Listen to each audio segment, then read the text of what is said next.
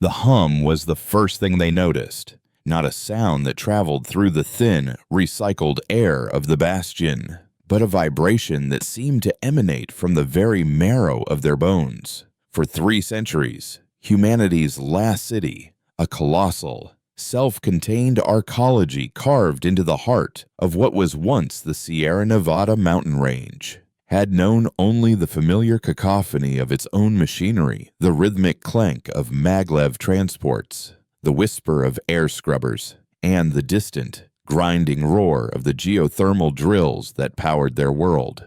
This new hum was different.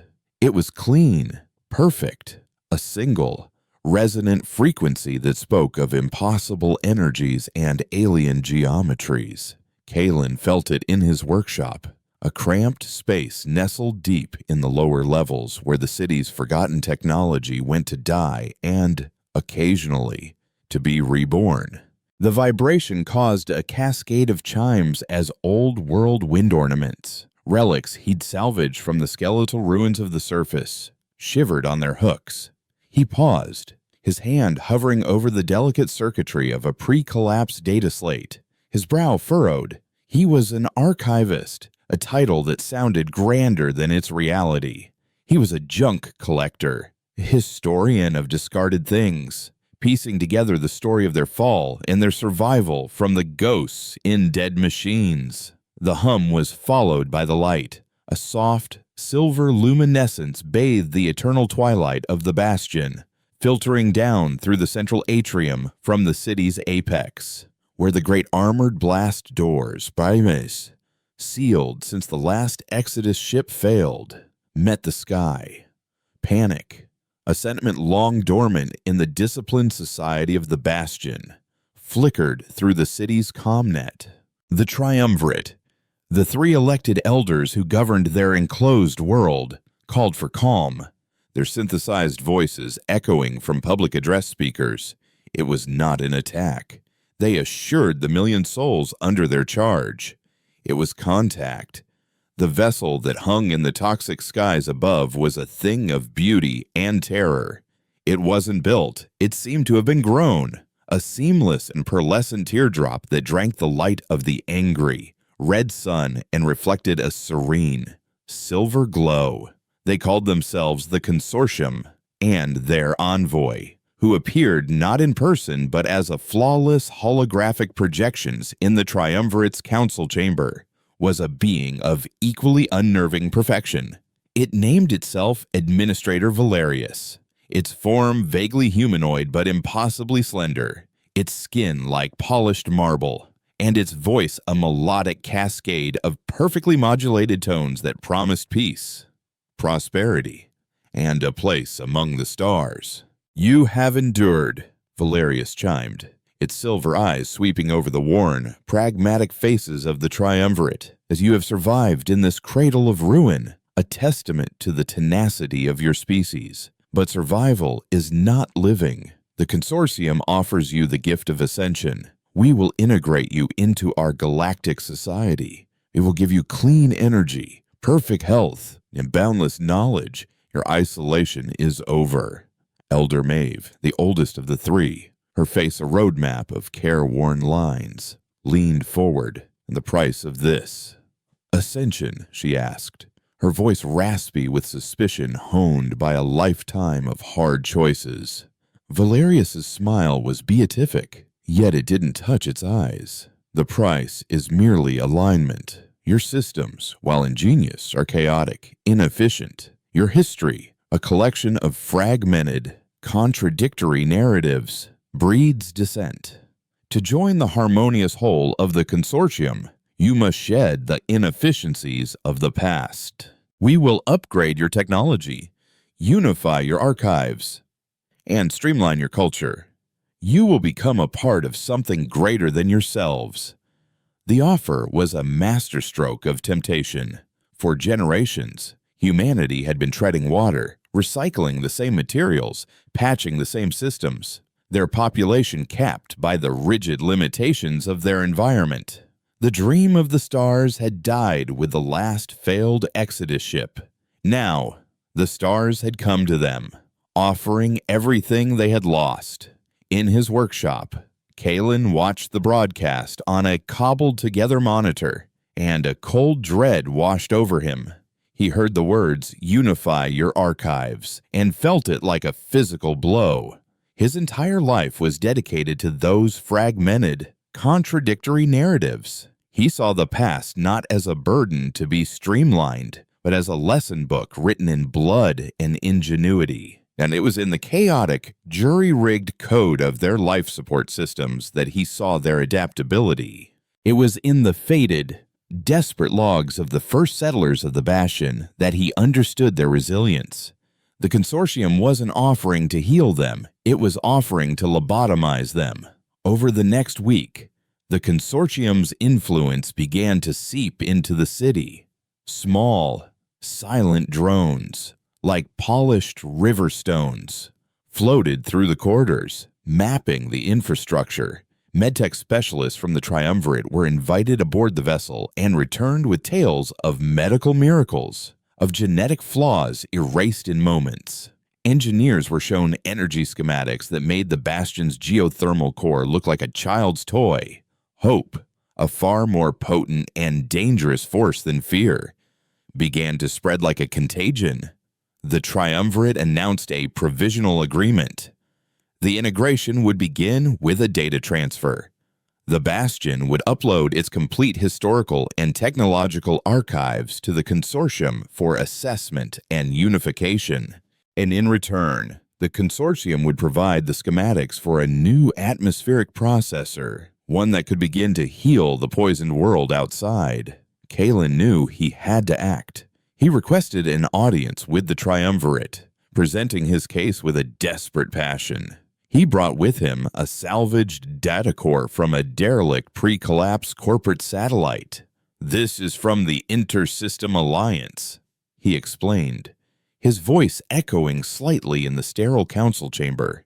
They were one of the corporations that pushed humanity to the brink.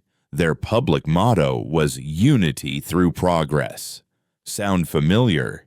They offered solutions to the very problems they created, always at the cost of freedom, of identity. This isn't an offer of partnership. It's a corporate takeover on a galactic scale. Elder Theron, the pragmatist of the three, waved a dismissive hand. "You are a keeper of relics, archivist. Your sentimentality is understandable, but it is clouding your judgment. We are talking about the survival and advancement of our entire species. What is the point of surviving if we forget who we are?" Kalen retorted, his voice rising. "Our inefficiencies, our chaos, are the scars that prove we lived. They are the source of our strength. We don't break, we patch, we adapt, we find a way. What happens when we rely on their perfect systems and face a problem their perfection can't solve?" But his pleas fell on deaf ears. He was dismissed, a romantic fool clinging to the ghosts of a broken world. As he walked back down through the levels of the city, the serene hum of the consortium ship felt like a death knell. He knew he couldn't stop the Triumvirate, not through official channels, so he would have to use the very chaos the consortium sought to erase. He started small. His first ally was Lena, an old-world engineer whose hands were stained with the grease of 100 different obsolete systems. She maintained the Bastion's deepest, most arcane machinery, the parts of the city that were too old and too vital to be fully understood, let alone replaced. She trusted instinct and the feel of a stressed bearing more than any diagnostic readout. When Kalen explained his fears, she simply nodded, her expression grim.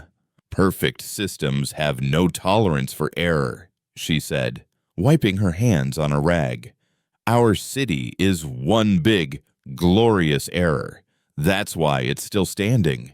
What do you need?" His next visit was to Anya, a comms technician who worked in the subnet hub, the tangled mess of copper wire and fiber optics that served as the city's unofficial information network, a place of rumors, dissent, and unfiltered data that the Triumvirate struggled to control. Anya believed that information, all of it, had a right to be free.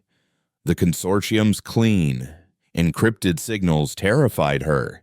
"They're not just communicating," she whispered to Kaylin, her eyes wide as she pointed to a cascading waterfall of data on her screen.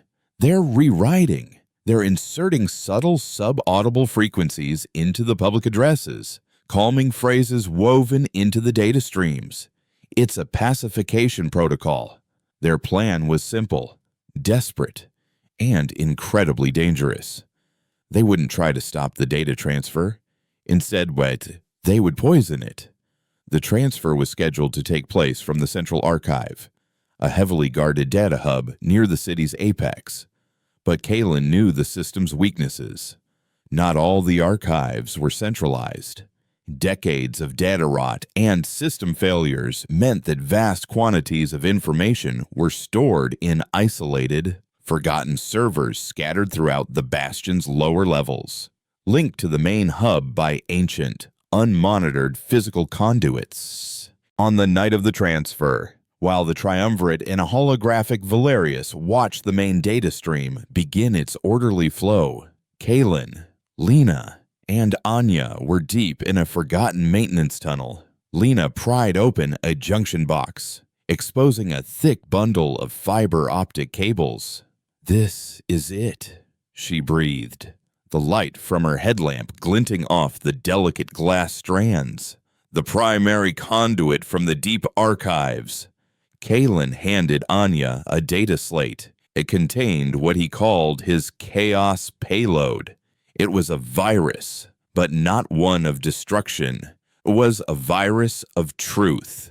It was compiled from the rawest, most unfiltered parts of human history, the logs of starving colonists, the desperate poetry of dying soldiers, the unedited schematics of failed inventions that were glorious in their ambition, the cacophony of 1,000,000 forgotten songs, the ravings of mad prophets, and the final, terrified messages from the cities that fell during the collapse. It was everything the consortium deemed unproductive. It was humanity in all its flawed, messy, and defiant glory. Anya interfaced the slate with the conduit, her fingers flying across a virtual keypad. "I'm in," she said, a bead of sweat tracing a path through the grime on her temple. "I'm splicing our payload directly into the main transfer stream. They're expecting a neat, indexed library. They're about to get the whole damn junk drawer dumped on their doorstep." For a moment, nothing happened. Then, a small red light on Anya's interface blinked green. "It's through," she whispered. "Payload is riding the stream." Above them, in the sterile archive, the progress bar of the main transfer continued its smooth, steady crawl. But aboard the consortium vessel, something was happening. The pure, resonant hum that had filled the Bastion began to waver. On the bridge of the ship, serene silver interfaces began to flicker with alien, incomprehensible symbols, snippets of human code, fragments of poetry, schematics for a combustion engine overlaid with a musical score. The ship's AI, designed to process and integrate orderly information, was encountering something it couldn't classify: the beautiful, terrible, and utterly illogical chaos of the human spirit. The hum faltered, dropping in pitch, and for the first time since their arrival, the perfect silver light of the alien ship flickered. In his workshop, Kaylin felt the change in the vibration and allowed himself a small, grim smile. He hadn't won a war. He hadn't even fired a shot. He had simply sent a message, coded in the language of their own messy past. "We are not clean. We are not simple. And we will not be streamlined." The game had begun.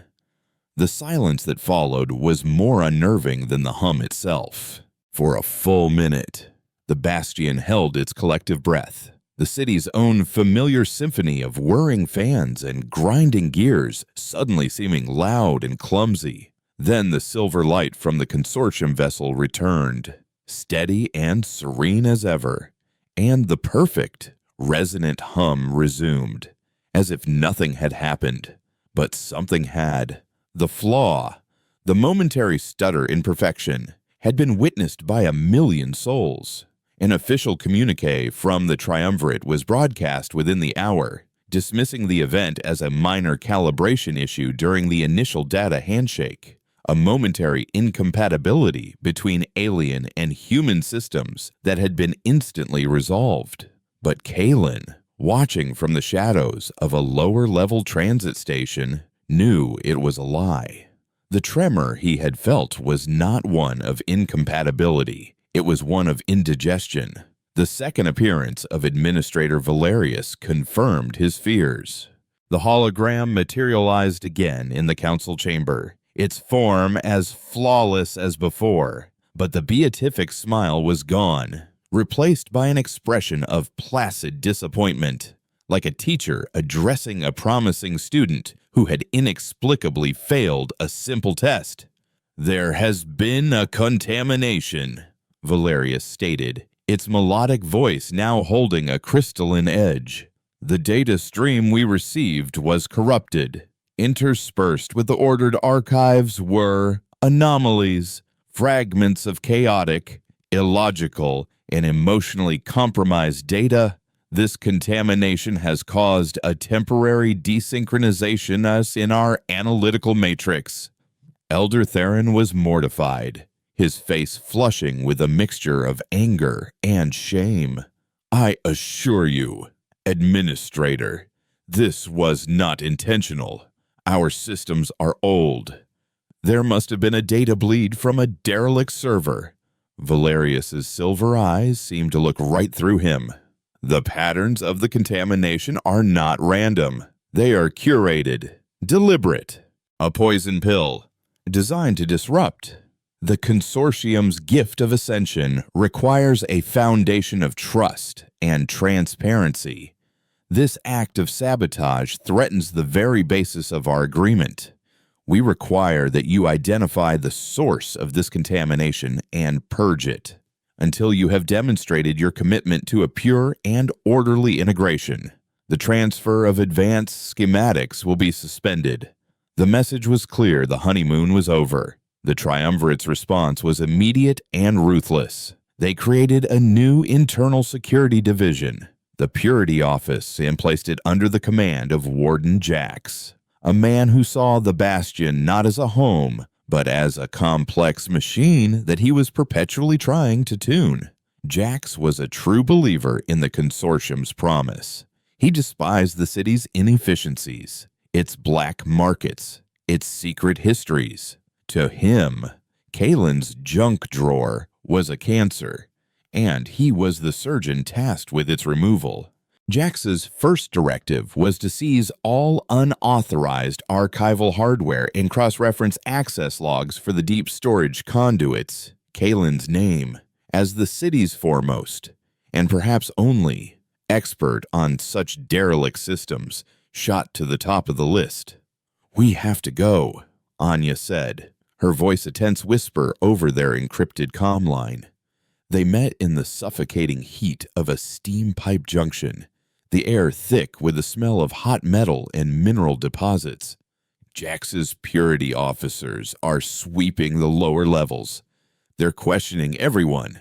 They already sealed your workshop. Kalen." Lena, her face streaked with grime, leaned against a massive, corroded pipe. "They can question all they want. They won't find anything.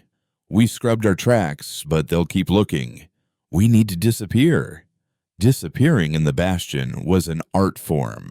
The city wasn't just a stack of levels. It was a three-dimensional labyrinth of forgotten construction shafts, decommissioned aqueducts, and unmapped maintenance tunnels that the city's official schematics had long since written off. This was Lena's world. She led them down, deeper than Kalen had ever been, into the city's guts. They moved through cathedral-sized cisterns, slick with algae, navigated catwalks that spanned chasms of humming machinery, and squeezed through service vents so narrow they had to shed their packs. Their destination was a place known only in the whispers of the subnet as the Static Zone, a defunct geothermal relay station deep in the Bastion's foundation. The powerful but chaotic magnetic fields from the old relay core made digital surveillance impossible, effectively rendering it a blind spot to the Triumvirate and, by extension, the Consortium. It was here, in this humming cavern of rust and shadow, that they began to see the true results of their sabotage. The glitches started subtly. A public news ticker, instead of displaying crop yield reports, momentarily flashed a line of pre-collapse poetry. "Do not go gentle into that good night." The automated voice on a maglev train, meant to announce the next station, would stutter and recite a string of numbers that Anya identified as the coordinates of a lost colony ship. These were fragments of their chaos payload, leaking back into the Bastion's network.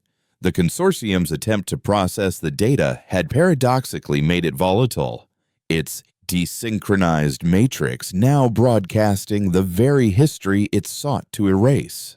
The glitches were dismissed as system-wide malfunctions caused by the initial data transfer, but they planted seeds of doubt.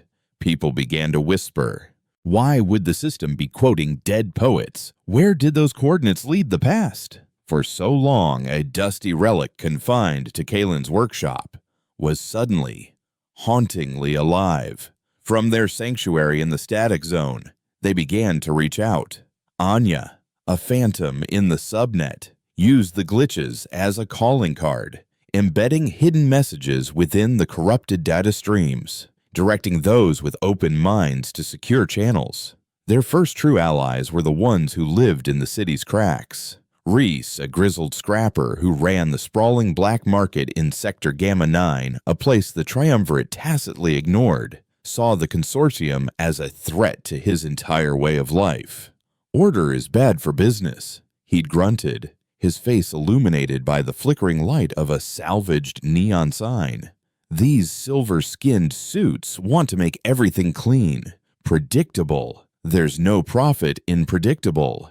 And he offered them resources, untraceable power taps, shielded comm units, and a network of lookouts who knew the city's secret ways better than Jax ever could. Their growing network soon faced a new threat. The Consortium, impatient with the Triumvirate's slow progress, provided a new gift to aid in the search for the saboteurs. They called them Guardians.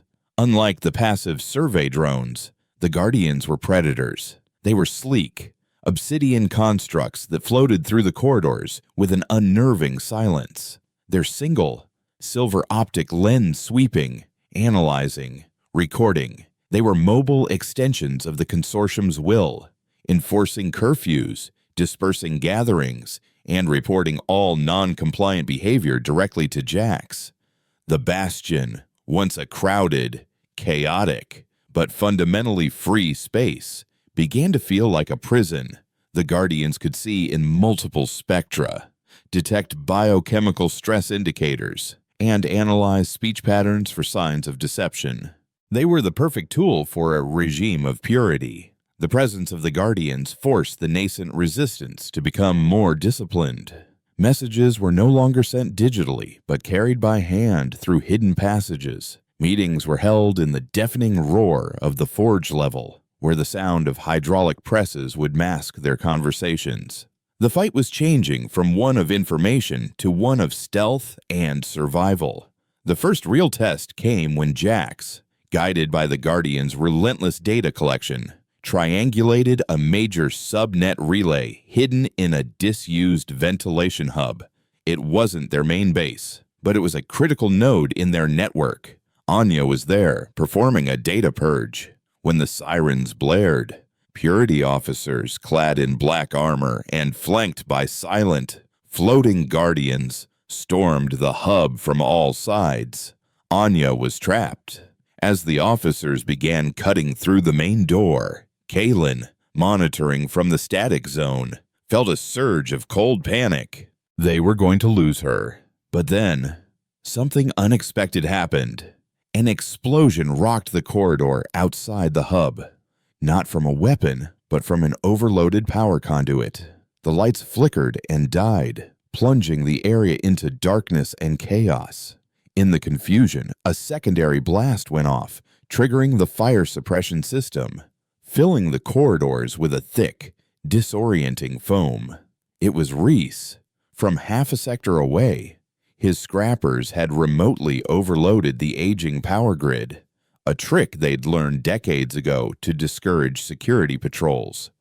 Under the cover of the blackout and the foam, a team of his runners, kids who knew the vents like their own backyard, slipped in, grabbed a terrified but unharmed Anya, and vanished back into the city's labyrinth. Kaylin watched the tactical display, his knuckles white as he gripped the edge of the console. They had survived. They had worked together, using the city's own decay and unpredictability as a weapon. He looked at Lena, who was already analyzing schematics to see which other systems they could weaponize. He saw Anya, shaken but resolute, already working on a new, more decentralized communication protocol. He realized their small act of defiance had irrevocably tipped a balance. They were no longer just archivists and engineers. They were rebels. The consortium and the triumvirate thought they were fighting a simple saboteur, a ghost in the machine. They were about to learn they were fighting the machine itself, the glorious, chaotic, and utterly defiant soul of the Bastion. The request for ascension had been rescinded, and an invoice, written in desperation and defiance, had been delivered in its place. Warden Jax did not tolerate failure, least of all his own. The escape of the comms technician was a public humiliation, a stark demonstration that the rot within the Bastion had a structure, a capability he had underestimated. He stood before the holographic form of Administrator Valerius, the silence in the chamber a heavy, accusatory thing. Jax's report had been concise, brutal, and honest. His forces had been outmaneuvered not by superior technology, but by a calculated use of the city's own decay. "Your methods are insufficient, Warden," Valerius stated, its voice devoid of its former melody, now flat and cold as polished steel. "You hunt for individuals in a system that is systemically diseased. You prune branches while the roots run deep. The contamination is not just in the data, it is in the very culture of defiance you have allowed to fester." Jax's jaw tightened. "My purity officers are working non-stop. We are sealing the lower levels, implementing city-wide surveillance sweeps." "Sweeps are predictable," Valerius interrupted. "They create fear, but fear also breeds solidarity among the fearful. The consortium prefers a more elegant solution. The population is agitated, anxious.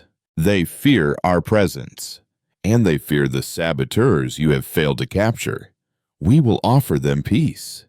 We will give them a gift." The gift was called serenity. It was introduced to the Bastion not with fanfare, but with the quiet efficiency of a changing tide. Officially, it was a microscopic, bio-neutral nanite cluster introduced into the city's water and air filtration systems. The triumvirate, now little more than a mouthpiece for the consortium, announced it as a public health initiative designed to combat the rising stress and anxiety caused by the recent terrorist activities. It would, they promised, calm the nerves, improve sleep, and promote a sense of communal well-being. And it worked. Within a week, the mood of the Bastion began to shift. The frantic energy of the transit hubs softened. Arguments in the crowded market sectors dwindled. The constant, simmering tension that had been the city's background noise for centuries was replaced by a placid, almost dreamlike calm. People smiled more, but their eyes were a little distant. Productivity in the workshops and hydroponic farms increased, but the creative, chaotic spark of innovation dimmed. In the static zone, the change was palpable. Reese's network of informants reported a strange apathy taking hold. Lookouts who were once sharp and paranoid now seemed content, unconcerned. "It's like the whole city took a sedative," Reese growled over the comm. "My people are losing their edge. It's getting harder to find anyone willing to take a risk." The resistance had a new member, a man Lena had pulled from the shadows. His name was Eris, a biochemist who had been stripped of his title years ago for conducting unsanctioned experiments on the city's life support systems. He was a brilliant, obsessive man who viewed the Bastion as a single, complex organism. When he analyzed the filtered water samples Anya had procured, his face grew pale. "This isn't just a calming agent," he whispered, pointing to a complex molecule displayed on his monitor. "This is a filter. These nanites bind to specific neuroreceptors, the ones associated with skepticism, defiance, and strong emotional responses. It doesn't make you happy, it makes you compliant. It trims the edges of your personality, leaving only the parts that are useful and docile. It's a leash for the mind." The insidious genius of it was staggering. The consortium wasn't conquering them with weapons. They were soothing them into submission. As this chemical peace settled over the city, Kalen's ghost in the machine began to wake. The chaos payload, stewing in the desynchronized matrix of the consortium's ship and bleeding back into the Bastion's network, started to do more than just alter text. Began to access the deep archives, visual and audio logs, and project them. The glitches evolved into hauntings. A citizen walking through a sterile, white corridor would suddenly see a flickering, semi-transparent image of a pre-collapsed street scene, with figures in archaic clothing rushing past, their unheard shouts lost to time. In the main atrium, the ghostly form of a child from the Bastion's first generation would appear, chasing a shimmering, holographic ball that wasn't there. In the Purity office itself, Warden Jax walked through the spectral image of a forgotten elder, giving a speech about the unbreakable will of the human spirit. These apparitions were brief, lasting only seconds, and were officially dismissed as sensory artifacts from the damaged network. But they had a profound effect. They were windows into the very history the consortium was trying to erase, tangible reminders of a past filled with passion, struggle, and life. The serene, placid citizens would stop and stare, a flicker of confusion or long dormant memory in their distant eyes. The hauntings were a direct counterattack on Serenity's chemical censorship, a dose of Raw's unfiltered history fighting a wave of engineered apathy. Kalen realized they had a new weapon, but it was a psychological one. To truly fight back, they needed to expose the leash. "We need proof," Kalen announced to the small group gathered around a flickering map in the static zone. "We need to show the people what Serenity really is. Eris needs a pure, undiluted sample of the nanite concentrate, and he needs to analyze its control mechanism. If we can show the city how they are being manipulated, we might be able to break the spell." Eris pinpointed the source. It would be introduced at the final stage of purification, just before distribution. The one place that handles the entire city's water supply, the central reclamation plant in Sector Epsilon 4. Lena's face hardened. Epsilon 4, that's a fortress. It's the most automated, most critical piece of infrastructure in the Bastion. Since the glitches started, Jax has tripled the Guardian patrols there. The plant was a nightmare to infiltrate. A colossal, multi-level cavern of roaring water, grinding machinery, and oppressive humidity, where a single misstep could mean being swept into a filtration turbine or scalded by a burst steam pipe. It was, however, Lena's domain. She had spent a year of her apprenticeship recalibrating its pressure regulators and knew its secret passages, its structural weaknesses. The plan was audacious. Reese's network would create a major diversion on the other side of the sector, a series of power surges that would draw the bulk of Jax's patrols. Anya would breach the plant's local network from a nearby junction, creating a loop in the surveillance feeds to give them a window of entry. Lena would guide Kaylin and Eris through the plant's guts to the injection point. The night of the operation, the air in the maintenance tunnels felt heavy, charged with a mixture of dread and adrenaline. The diversion hit precisely on schedule. Alarms blared in the distance, and the commnet chattered with reports of rioting scrappers. Anya's voice crackled in their ears. "Feeds are looped. You have a 7-minute window. Go!" Lena pried open a grated manhole, revealing a ladder that descended into a roaring darkness. The noise was deafening, the sound of 1,000,000 gallons of water being churned and purified. They descended into a world of spray and shadow, navigating slick catwalks suspended over churning vats. Guardians floated through the main chambers, their silver optics cutting through the mist, their silence a stark contrast to the plant's industrial roar. Lena guided them through a series of forgotten service corridors, their boots echoing on the rusted metal. "The injection manifold is just ahead," she breathed, pointing towards a heavily armored chamber. Anya's voice returned, strained. "They're on to me. The system is fighting back. It's not just Bastion tech, it's consortium. I can't hold the loop for much longer." As they reached the chamber door, a Guardian rounded a corner, its silver eye fixing on them instantly. Before it could raise an alarm, a concussive blast from a side tunnel sent it smashing against the far wall. One of Reese's scrappers, a woman with a modified rivet gun, gave them a grim nod before melting back into the shadows. "Get it done," she hissed. Lena worked frantically on the door's manual override, sparks showering from her cutting tool. With a final groan of tortured metal, the door slid open. The chamber was small, sterile, and filled with humming machinery. A single transparent pipe fed a shimmering, faintly iridescent fluid into the main water outflow. "That's it," Eris said, his eyes wide.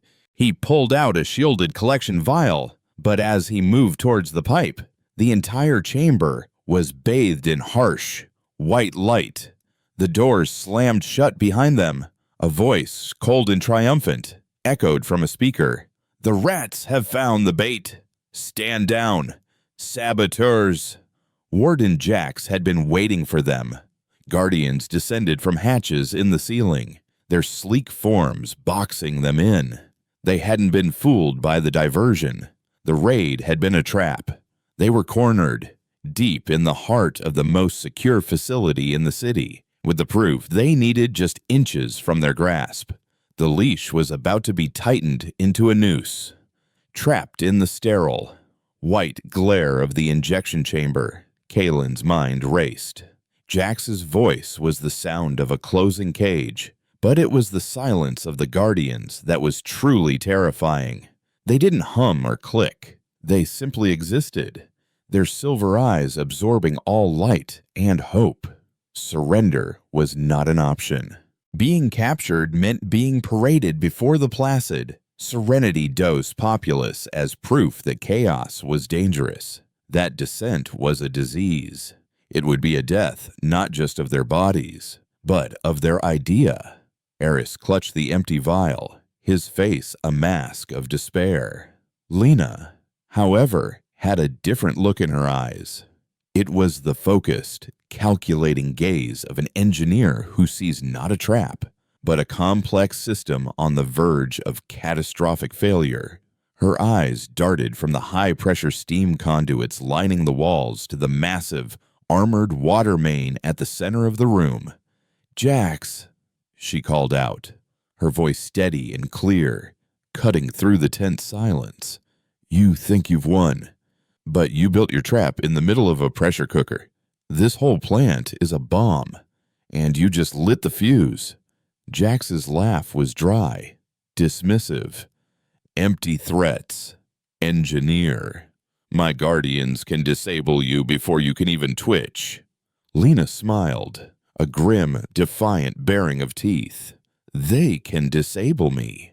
But can they disable the city Anya? You still with me?" Anya's voice, faint and laced with static, crackled in their earpieces. "Barely. Their counter-intrusion protocols are elegant. I'm about to be locked out."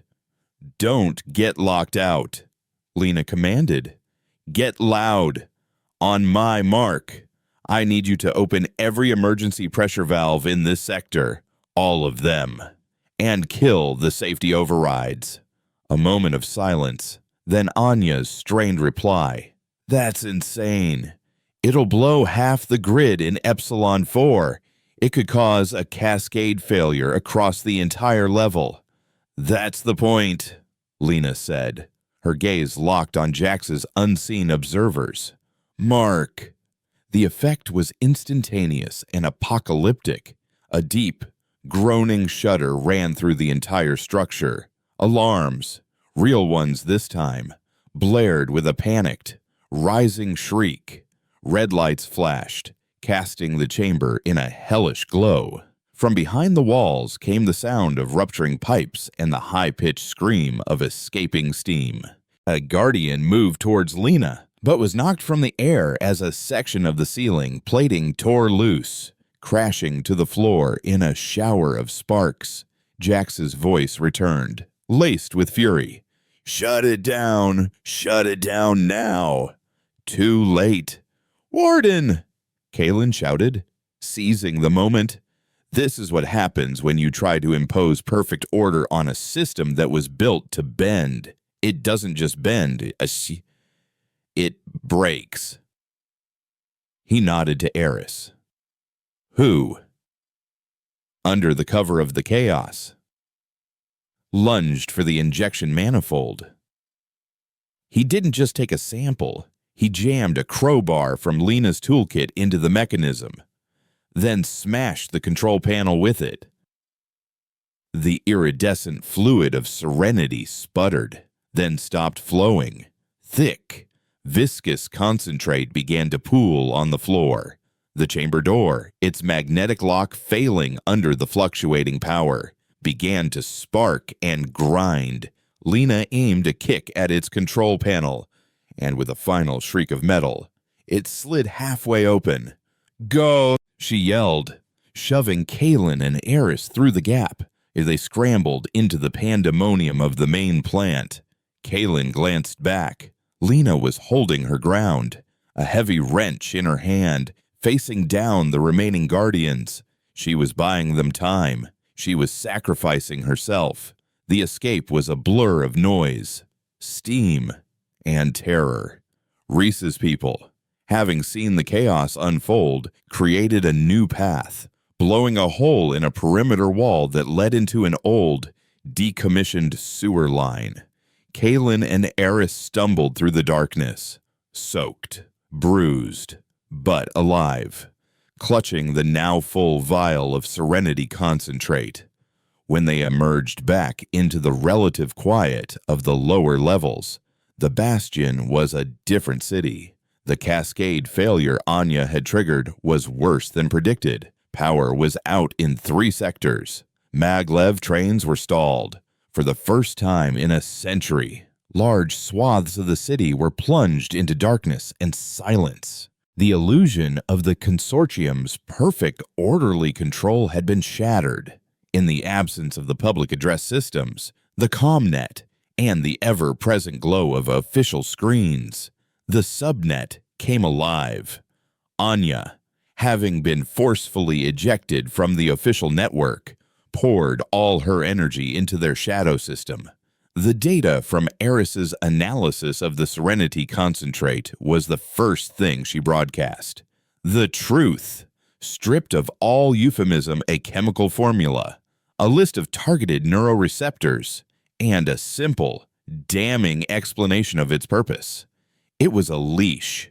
She followed it with Kaylin's payload, not as random glitches, but as a flood.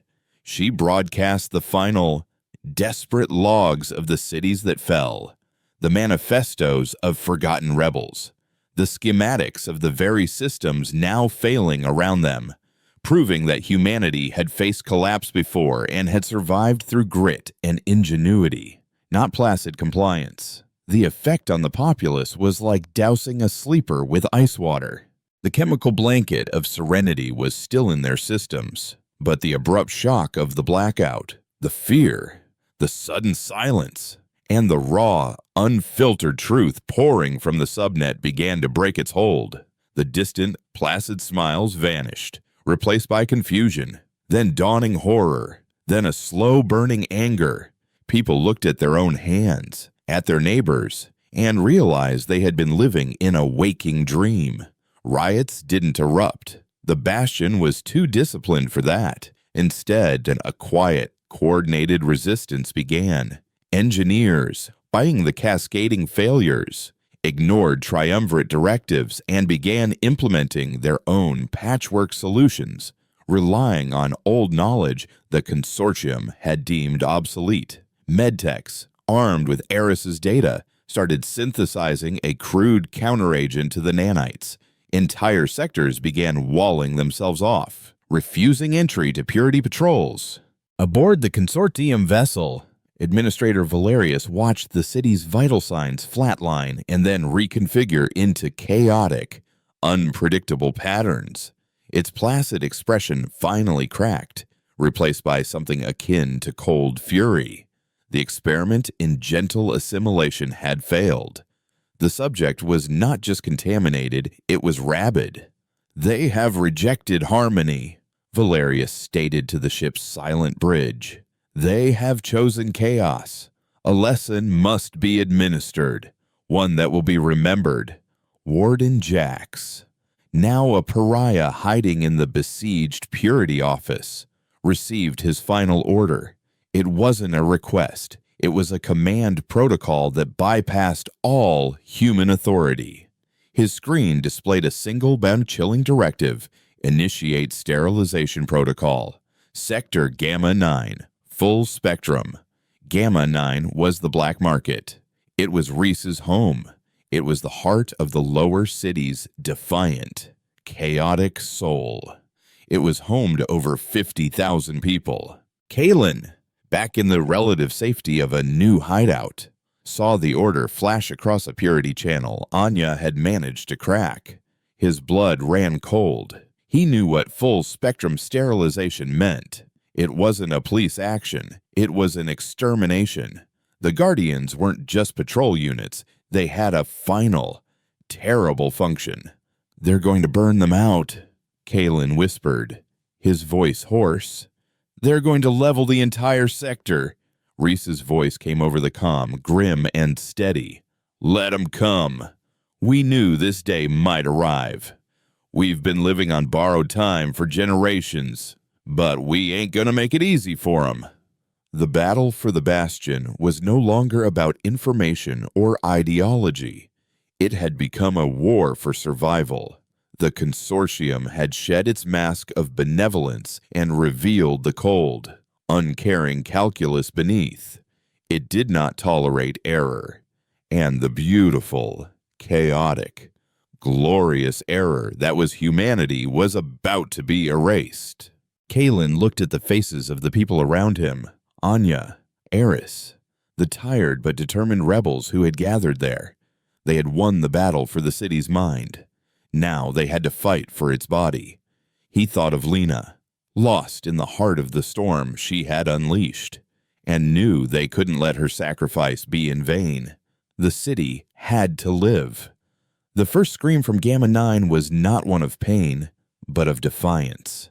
It was the shriek of tortured metal as Reese's scrappers dragged a massive, pre-collapsed tunnel borer into the sector's main thoroughfare, its rusted adamantium teeth forming a barricade that was as ugly and immovable as their own stubborn refusal to die. Warden Jax's sterilization protocol began not with a bomb, but with a wave of perfect, silent order. The obsidian forms of the Guardians descended into the sector, moving in flawless grid patterns, their silver optics glowing with cold, analytical light. They didn't rush. They advanced, a tide of black glass and quiet death. The scrappers met them with a symphony of chaos. Tripwires made from high-tensile cabling sent Guardians smashing into walls. Makeshift railguns, powered by siphoned energy from the city's wounded grid, fired slugs of compressed scrap metal that shattered the Guardians' sleek casings. From fortified alcoves, men and women who had spent their lives haggling and hiding now fought with a ferocity that bordered on joyful, their faces lit by the plasma bursts of repurposed cutting torches. It was brutal, asymmetrical, and utterly hopeless. For every Guardian they brought down, 3 more would float over the barricades, their movements economical, their aim perfect. In the new hideout, a reinforced comms hub deep beneath the abandoned medbays, Kalen watched the tactical display, his heart a cold stone in his chest. Red lights, representing Reese's defenders, were winking out one by one. "They're just hurting them," he said, his voice raw. "They're pushing them all towards the central market. They're containing the infection before they burn it out." Anya worked furiously at her console, her face illuminated by cascading lines of code. "I can't stop them. Their command network is a closed loop, routed through the ship, but I can see them. I have access to their sensory data feeds." Eris, his eyes red-rimmed from lack of sleep, suddenly looked up from his analysis of the Serenity nanites. "A closed loop," he murmured, a wild spark of an idea igniting in his gaze. "Anya, you said the nanites in our bodies are a network, right? That they receive signals." "Yes, a passive reception array," she confirmed. "It's how Serenity was regulated." "What if it's not just passive?" Eris pressed, his voice gaining speed and intensity. "What if it's a two-way street? We're all still saturated with these things. What if we're not just receivers? What if we are all potential transmitters? A million antennas scattered throughout the entire bastion." Kalen saw it then. Saw a plan so audacious, so quintessentially human in its desperate logic, that it just might work. "You want to broadcast something," he breathed. "Something to the ship." "Not just something," Anya said, her fingers already flying, rewriting protocols. The Chaos payload was history. It was an echo. To stop them now, we need to show them the present. We need to broadcast the battle for Gamma 9, not the video feeds, but the raw data beneath, the biometrics, the adrenaline spikes, the fear, the rage, the soul of it. The plan was to turn the entire population of the Bastion into a weapon. Eris would piggyback a signal onto the nanites' latent frequency, turning them into a massive, city-wide broadcast array. Anya would funnel the raw, unfiltered emotional and sensory data from the subnet, every terrified shout, every defiant war cry, every spike of pain and courage from the defenders of Gamma 9 into that signal. They would weaponize the very essence of their messy, chaotic humanity and fire it directly at the heart of the Consortium's cold, logical machine. As Anya began constructing the data weapon, her console flagged an anomaly, a single persistent signal originating from within the Consortium vessel itself. It wasn't a communication, it was a biosignature, human, and its neural patterns, though suppressed and fragmented, were achingly familiar. "It's Lena," Kalen whispered, his throat tightening. "They didn't kill her. They have her plugged into their system. They're studying her, trying to understand the source of the contamination." A new, terrible layer of the plan clicked into place. Lena, the defiant engineer, had become a prisoner, an unwilling specimen. But she was also a direct line into the ship's core matrix. "She's not just a prisoner," Eris said, his eyes wide with horrified realization. "She's a bridge." They wanted to understand her mind, so they connected it to theirs. "She's an open port." "Anya, can you lock on to her signature?" Anya nodded grimly. "I can make her the focal point. We won't just be broadcasting at the ship. We'll be injecting this data stream directly into its consciousness, amplified through a human mind it is already struggling to process." It was their only shot, a psychic nuke, aimed through a captured friend. In Gamma 9, the Central Market had become the last stand. Reese, his face blackened with soot, stood on a pile of rubble, firing a heavy-duty rivet gun at the advancing Guardians. The air was thick with the smell of ozone and burnt metal. His people were falling, their chaotic defense finally being overwhelmed by perfect, relentless geometry. "It was a good run," he growled into his comm, his voice ragged. "Tell Kalen we bought him his time." "Hold on, Reese," Kalen's voice crackled back. "Just a little longer. We're all about to join the fight." Across the bastion, Anya's signal went live. It began as a subtle tingle in the back of the skull, a phantom vibration. Then, it bloomed. For every citizen of the city, the distant battle was no longer a news report, it was a shared experience. They felt the searing heat of a plasma burst, the jarring impact of a slug against a barricade, the cold dread of seeing a friend fall, and the white-hot surge of defiance in Reese's last stand. The city's million soul, from the Triumvirate's high towers to the deepest maintenance tunnels, were united in a single, terrifying, and exhilarating moment of shared consciousness.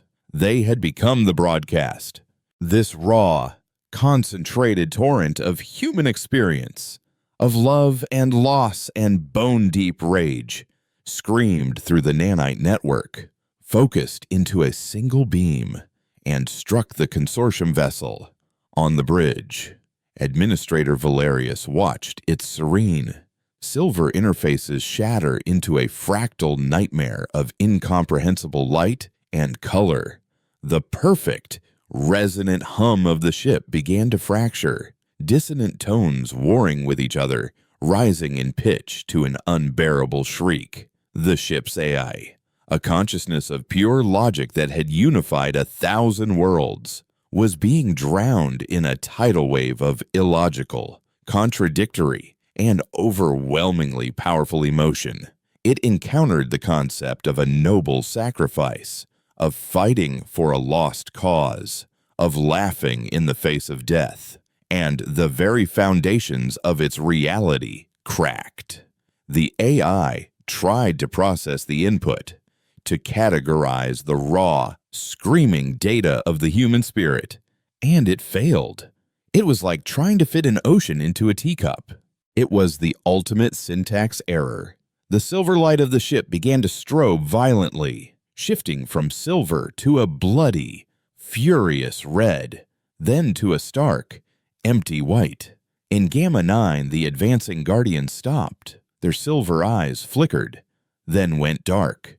One by one, they dropped from the air, clattering to the ground like discarded toys, their perfect order broken by the final, chaotic death of their master.